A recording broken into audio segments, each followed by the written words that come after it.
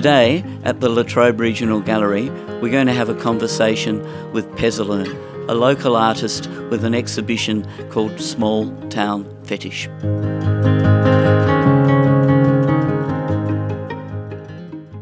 Welcome, Pezaloom, to the Latrobe Regional Gallery.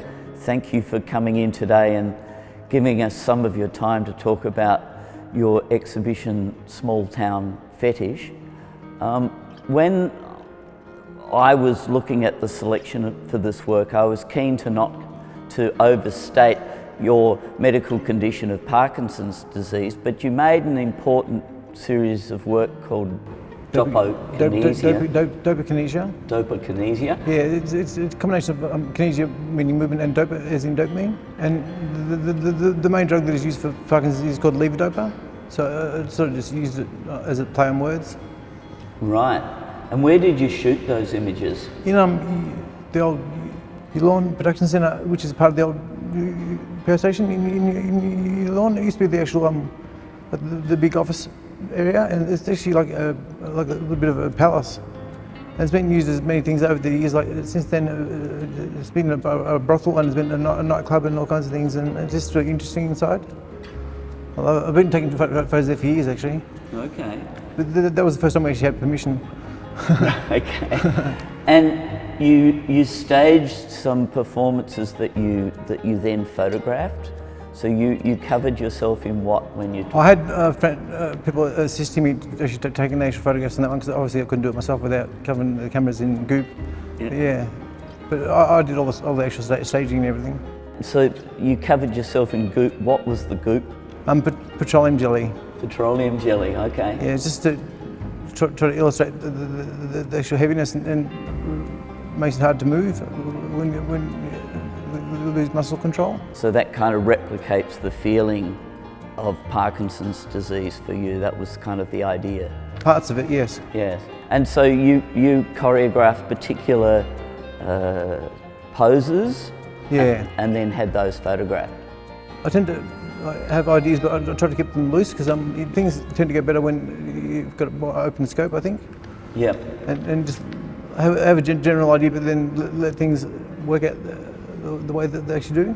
A lot of your other work, well, most of your work, including that series, has been shot in Morwell. Yeah. You've lived in Morwell most of your life? On and off, yeah, for pretty much all my life. We moved here when I was 4. I've lived in many other places, but I've always ended up back here. You've seen a lot of changes in Morwell over the years. I have. And some of those you've kind of are implicit in your series Long After Love Left. Can you talk a little bit about that series? Yeah, that's a sad one, because I had been for a while going into abandoned houses and taking photographs, but that one was in particular a special one, because it looked as if the people who lived there just left everything as it was and moved out. And apparently we gleaned from some letters that we found that there was an old man who'd been living there whose wife had died. That's why I call it Long After Love Left, because it seemed like it's a really sad situation. But the whole house was basically as left, and it just, I don't know, it's hard to explain. But you can just feel there's something in that house. And we're lucky to get it, because I actually went to show my friend 2 weeks later and it was completely trashed. So we're lucky to get it when we actually did. Those series of photographs show all of the remnants of the lives that this man lived, and it's quite personal view of his tastes and his life, and it kind of leads me to think about the way in which you're interested in traces and spirits and ghosts, if you like. Yeah, the spirits and ghosts, it's not so much spirits and ghosts as it is just like the traces of feeling that are left, and just the things that people leave behind. It's amazing what can actually be discarded and left behind, but it can tell you a lot about who those people were. And another series that's in this show are the photos of the caravans and the living quarters. That was a bit. I try not to be too political in my work, but that one I did go down that road a little bit, because it's about homelessness basically, and those caravans are pretty much the last thing that those people are going to be living in before ending up on the actual streets. that's why I call them lifeboats on land, because that's basically what they are. Yeah, so these are a series of shots of caravans with small side huts in which people on low incomes would be living in a backyard in Morwell. Yeah, it was actually it was called a caravan park, but it was just a really old dilapidated house with a backyard with about 10 caravans in the back.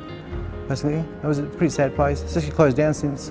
This idea of trace and what people leave behind, you also built that into your photograph of corners, which... Yeah, exactly. That one was just, I'm not sure where that idea popped into my head, but it's the thing where it doesn't matter where you go, you could be in the richest house or the poorest house, everyone has dirty little corners where things gather that makes us all common, if you know what I mean? Like, you're never going to get away from having dirty corners. There's always going to be a sign of life. They're a tremendous series. And tell me about the chairs too. Were they photographed in the same building you did Doppler? No, they were actually in an abandoned car yard, and it was just the office that they had. Obviously, at some stage wanted it to be like comfortable for customers, but it just was left, and just that one couch there all by itself, and it just